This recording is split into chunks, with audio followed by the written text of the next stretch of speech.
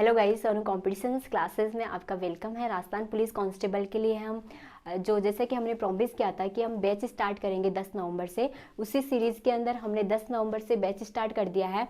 और arts and culture का जो पोर्शन है मैं आपको डिस्कस कराऊंगी यहाँ पर। और हम ये जो आर्ट्स एंड कल्चर का जो पोर्शन है उसको हम MCQ के द्वारा डिस्कस करेंगे, ठीक है। तो ये आर्ट्स एंड कल्चर जो डिस्कस कराऊंगी वो मैं करवाऊंगी। तो हम कुछ क्वेश्चंस के द्वारा क्या करेंगे, आर्ट्स एंड कल्चर को डिस्कस करेंगे, ठीक है। तो जो पहला क्वेश्चन है वो ये है, निम्न में से कौन सा किला गढ़बीटली के नाम से जाना जाता है। तो हमें ये पूछा है कि गढ़बीटली के नाम से कौन सा किला जाना जाता है। तो हमें 4 ऑप्शन दिए हुए हैं। पहला ऑप्शन ये है लोहागढ़ भरतपुर को कहा जाता है, तारागढ़ बूंदी को कहा जाता है, या तारागढ़ अजमेर को कहा जाता है, या मेहरानगढ़ जोधपुर को कहा जाता है। तो जो हमारा आंसर क्या होगा, तारागढ़ अजमेर को क्या कहा जाता है, गढ़बीटली के नाम से जाना जाता है। कहा जाता है कि जो तारागढ़ अजमेर है इसका निर्माण 1113 के अंदर जिस व्यक्ति ने करवाया वो कौन थे, अजय मेरू थे, ठीक है। अजय मेरू ने इस दुर्ग का निर्माण करवाया। इस दुर्ग को कई नामों से जाना जाता है, जैसे इस दुर्ग को राजपूताना की कुंजी,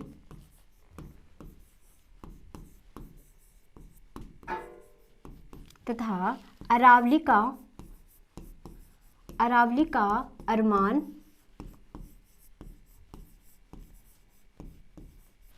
तथा राजस्थान का हृदय।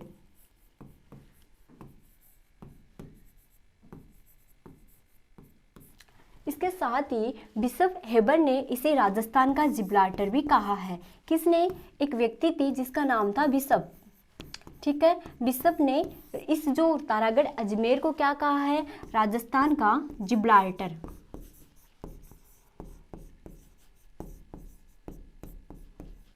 ठीक बात। तो हमें याद रखना है गढ़बीटली के नाम से किन्हें जाना जाता है, गढ़बीटली के नाम से तारागढ़ अजमेर को जाना जाता है। तारागढ़ अजमेर का निर्माण 1113 में अजय मेरू ने करवाया। इसे राजपूताना की कुंजी कहा जाता है, अरावली का अरमान कहा जाता है, राजस्थान का जिब्राल्टर कहा जाता है। और इस राजस्थान का जिब्राल्टर कहने वाले जो महोदय थे वो कौन थे, बिशप महोदय थे, जिन्होंने राजस्थान का जिब्राल्टर कहा। और किसको कहा है, तारागढ़ अजमेर को कहा। इसका निर्माण 1113 में हुआ था। इसे राजस्थान का हृदय भी कहा जाता है, ठीक बात। ये जो दुर्ग है ये कहाँ पर स्थित है, ये जो किला है वो कहाँ पर स्थित है, अरावली की जो मध्य शाखा है, ठीक है। अरावली की जो मध्य चोटी है वहां पर इस किले का निर्माण किया गया है, ठीक बात। तो उम्मीद करती हूँ आपको ये क्वेश्चन अच्छे से समझ आया होगा। अगला नेक्स्ट क्वेश्चन देखते हैं। देखिए जो नेक्स्ट क्वेश्चन है वो है, कोषवर्धन की का प्रचलित नाम क्या है। जो कोषवर्धन है ये किस किले को कहा जाता है, ये कोषवर्धन ये जो किस किले का प्रचलित नाम है। तो हमारे पास 4 ऑप्शन है।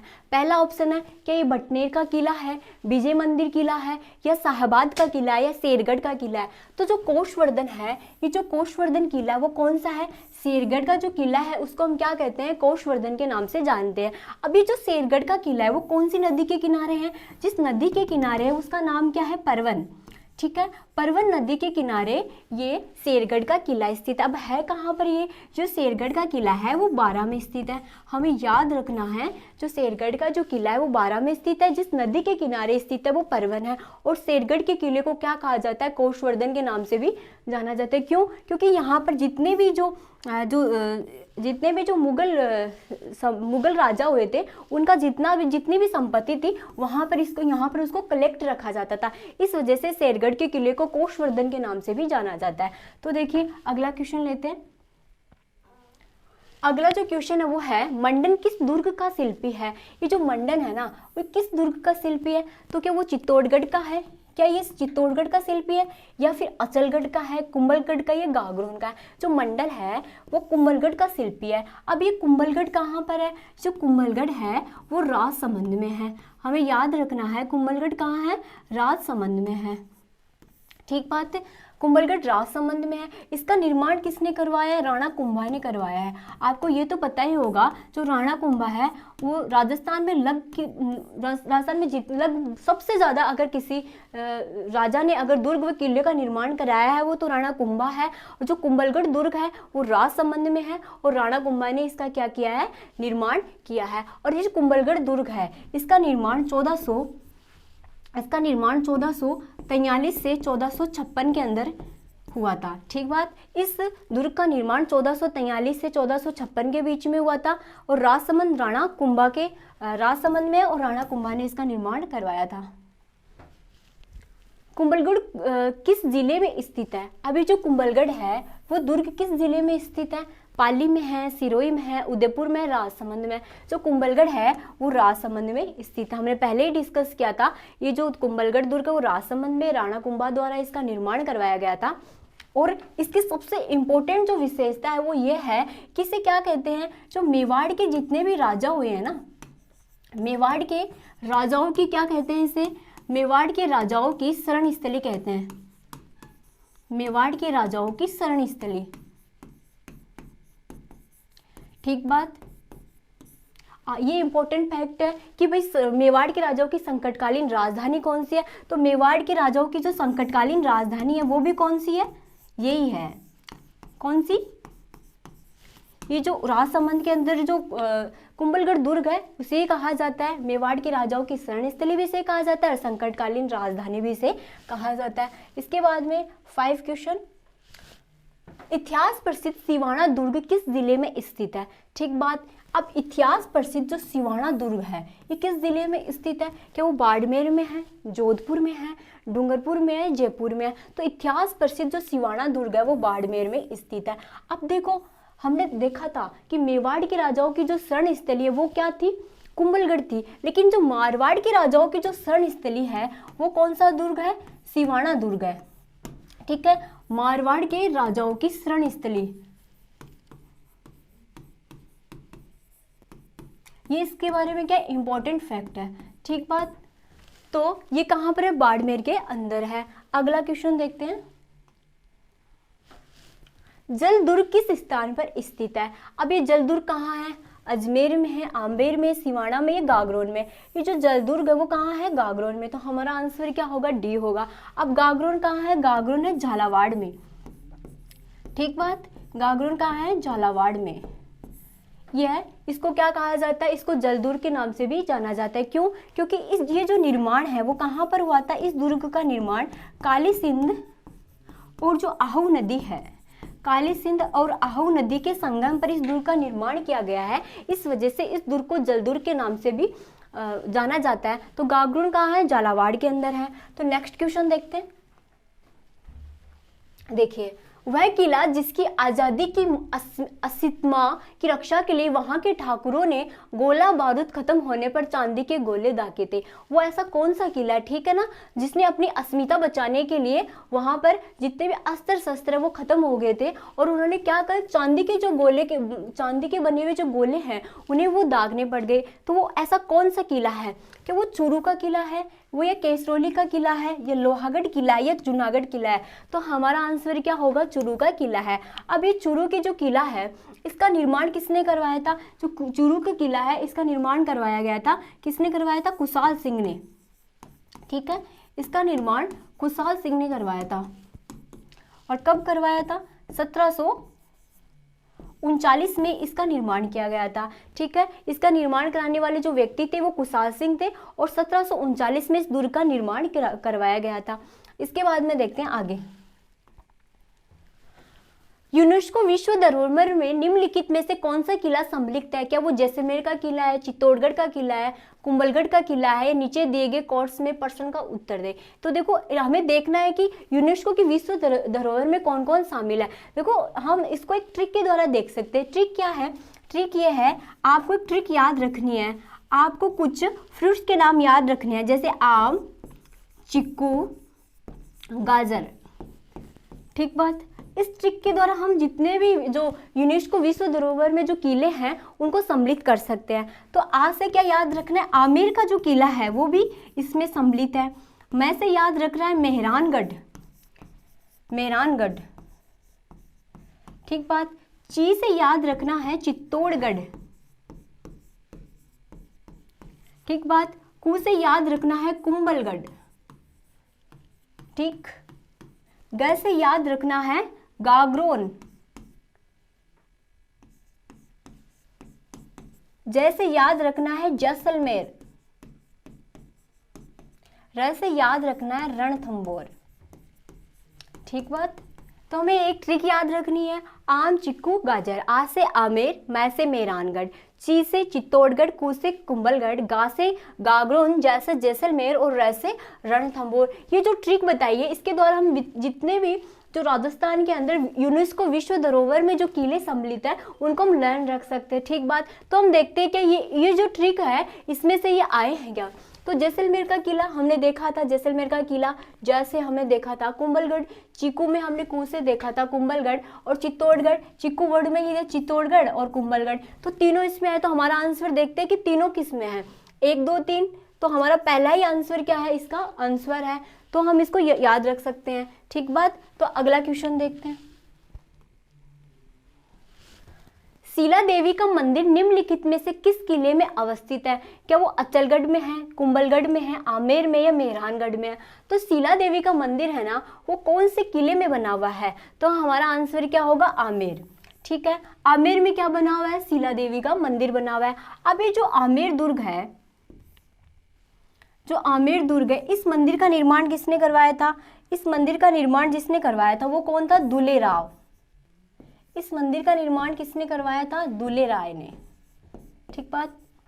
इस मंदिर का, कौन से मंदिर का निर्माण, देखो आमेर में ये मंदिर है शीला देवी, तो आमेर दुर्ग का निर्माण जिस व्यक्ति ने कराया वो कौन था, दुले राय था। दुले राय ने इस मंदिर का निर्माण करवाया था।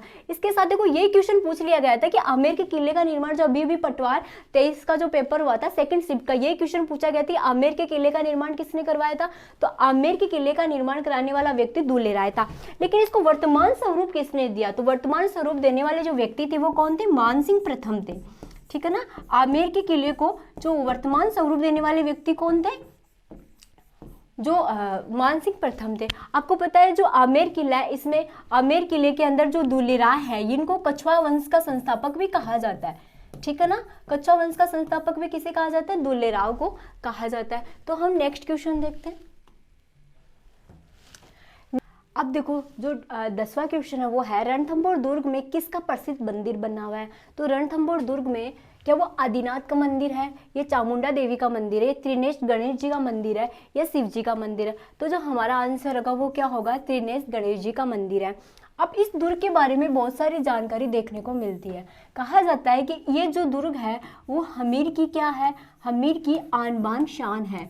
तो हमीर की आन बान शान भी किसको कहा जाता है, रणथंभौर दुर्ग को कहा जाता है।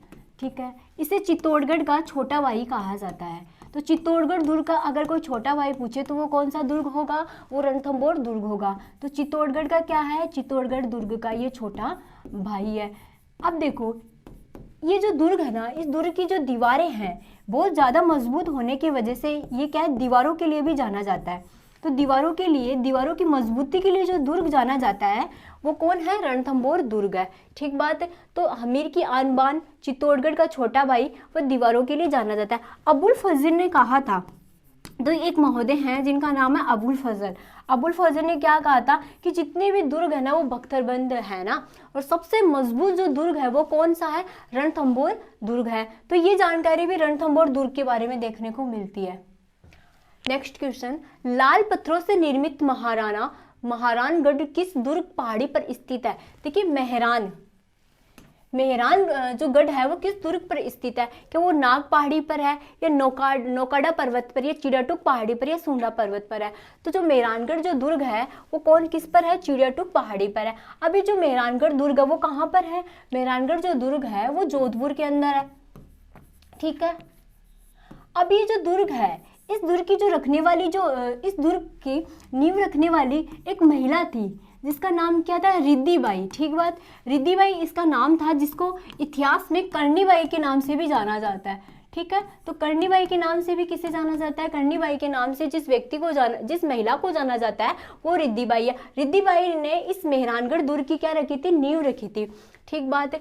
अब इस मेहरानगढ़ दुर्ग को कई नामों से जाना जाता है, जैसे इसको सूर्यगढ़ के नाम से भी जाना जाता है, सूर्यगढ़ के नाम से भी जाना जाता है। इसको मयूर ध्वज के नाम से भी जाना जाता है, मयूर ध्वज गढ़। ठीक है ना, इसके साथ ही इसको कागगढ़ के नाम से भी जाना जाता है। तो इतिहास में इसके बहुत सारे नाम देखने को मिलते हैं और ये अपनी खूबसूरती के लिए बहुत ही प्रसिद्ध है। ठीक है ना, अब जोधपुर है, रिद्धिबाई ने इसकी नींव रखी है। सूर्यगढ़ के नाम से जाना जाता है, मयूरध्वज गढ़ के नाम से जाना जाता है, कागढ़ के नाम से जाना जाता है, तो ये इंपॉर्टेंट है। और चिड़ियाटुक पहाड़ी पर ये स्थित है, ये भी कहाँ पर है, जोधपुर के अंदर है। आगे देखिए, चित्तौड़गढ़ दुर्ग में स्थित कीर्ति स्तंभ को माना जाता है क्या स्तंभों का स्मारक, आदिनाथ का स्मारक, हिंदुओं का स्मारक या प्रशस्तियों का स्मारक? तो हमारा आंसर क्या होगा, आदिनाथ का स्मारक है। ये जो स्मारक है इसकी बहुत सारी जानकारी देखने को मिलती है। अब जानकारी ये है, ये जो कीर्ति स्तंभ है, ठीक है ना, कीर्ति स्तंभ, इसको किसके नाम से आदिनाथ का स्मारक कहा जाता है? कहा जाता है कि कितना मंजिला है, 7 मंजिला है। पहली बात तो यही देखने को मिलती है कि 7 मंजिला है। इसकी ऊंचाई कितनी है? इसकी जो ऊंचाई है वो 75 फीट है। ठीक है, ये बातें हमें याद रखनी है कि भाई चित्तौड़गढ़ दुर्ग में स्थित जो कीर्ति स्तंभ है वो किसका प्रतीक है, तो आदिनाथ स्मारक भी कहा जाता है इसको। ये 7 मंजिला है, वह 75 फीट के नाम से भी जाना जाता है। नेक्स्ट क्वेश्चन देखते हैं। जो नेक्स्ट क्वेश्चन है, राजस्थान का वेलोर कौन सा दुर्ग कहलाता है? अब राजस्थान का वेलोर कौन सा कहलाएगा? क्या वो कोषवर्धन है, बसंतगढ़ है, या भैंसरोडगढ़ है, या त्रिभुवनगढ़ है? तो राजस्थान का जो वेलोर कहलाने वाला जो दुर्ग है वो कौन है? भैंसरोडगढ़ है। अब ये भैंसरोडगढ़ है कहाँ पर, ये देखते हैं। देखो, भैंसरोडगढ़ जो दुर्ग है वो चित्तौड़गढ़ के अंदर है। ठीक है, अब इसका निर्माण किसी राजा ने नहीं कराकर किसने करवाया? बेसा शाह एक व्यक्ति था। ठीक है, कौन? बेसा शाह एक व्यक्ति था जो क्या था, एक व्यापारी था। इसने इस जो दुर्ग है इसका निर्माण करवाया था। राजस्थान का वेलोर कहलाने जाने वाला जो भैंसरोडगढ़ है वो चित्तौड़गढ़ में है और इसका निर्माण बेसा शाह व्यापारी द्वारा करवाया गया था। हम इसको नेक्स्ट क्वेश्चन देखते हैं। नेक्स्ट क्वेश्चन है, स्मारक कछवाहा कुशवाहा शासकों की प्राचीन राजधानी क्या थी? आमेर दुर्ग थी, चिंजी दुर्ग थी, या सिकंदरा दुर्ग थी, या भद्र दुर्ग थी? तो हमने देखा था जो कछवाहा है, ठीक है ना, तो कछवाहा दुर्ग की जो राजधानी थी वो क्या थी? आमेर दुर्ग। ठीक है ना, कछवाहा जो आमेर के अंदर रहते थे, तो ये आमेर दुर्ग इनके लिए प्रसिद्ध है। नेक्स्ट क्वेश्चन देखते हैं, किस शहर किले में जयबान व जयवान तोपों को रखा गया है? अब ये जो जयबान व जयवान है ये कहाँ रखा गया है? जैसलमेर में, जयपुर में, जोधपुर में, बीकानेर में? इस क्वेश्चन से आप भली भांति परिचित हैं कि ये कहाँ पर है, जयपुर में है। ठीक है ना, अब इस ये जो जयबान व जयवान है वो कहाँ पर रखा गया है? इसको रखने के लिए जो गढ़ है वो कौन है? जयगढ़ है। जयगढ़ दुर्ग में रखा गया है और ये कहा जाता है कि एशिया की सबसे बड़ी तोप बनाने का जो कारखाना है वो भी कहाँ पर है? जयगढ़ में। तो एशिया का सबसे बड़ा कारखाना क्या बनाने का? तोपखाना। ठीक है, तोप बनाने का जो कारखाना है वो कहाँ पर है? जयगढ़ दुर्ग में है। और जयगढ़ दुर्ग में जब तोप का प्रयोग किया गया, कहा जाता है कि जब पहली बार गोला दागा गया वहां पर, तो कहा जाता है कि वहां पर जितने भी आसपास में जितने भी जो ये जो जिस स्थान पर गिरा, सबसे पहली बात तो ये जानेंगे कि कौन से स्थान पर गिरा। ये चाकसू के अंदर गिरा और कहा जाता है कि इस गोले की गर्जना इतनी भयंकर थी कि वो पशु पक्षी वो पास में जितनी भी महिलाएं थी उनका गर्भपात तक हो गया था। तो ये बात हमें देखने को मिलती है। तो जयगढ़ के अंदर एशिया का सबसे बड़ा तोपखाना है और तोपखाने का कारखाना है। और ये जो गोला दागा गया वो चाकसू के अंदर दागा गया। और जयगढ़ दुर्ग किसके लिए जाना जाता है? जयबान तोप के लिए। तो जयबान तोप कौन से दुर्ग में रखी गई है? जयगढ़ के अंदर। ठीक है ना, और जयगढ़ ये जो जिस पहाड़ी पर है उसको कहते हैं इग्गल पहाड़ी। ठीक है ना, इग्गल, जिसको हिंदी में हम क्या कहते हैं? चील। ठीक, तो इग्गल पहाड़ी कह दो चाहे चील पहाड़ी कह दो, ये जो दुर्ग है इस पहाड़ी पर स्थित है। ठीक है, तो आज के लिए हम इतने ही क्वेश्चन देखेंगे। आने वाली जो वीडियो है उसके अंदर हम नेक्स्ट क्वेश्चन देखेंगे। ठीक है, उम्मीद करती हूँ आपको ये जो क्वेश्चन है, जो MCQ के द्वारा हमने जो शुरुआत किया, आपको पसंद आया होगा। Thank you.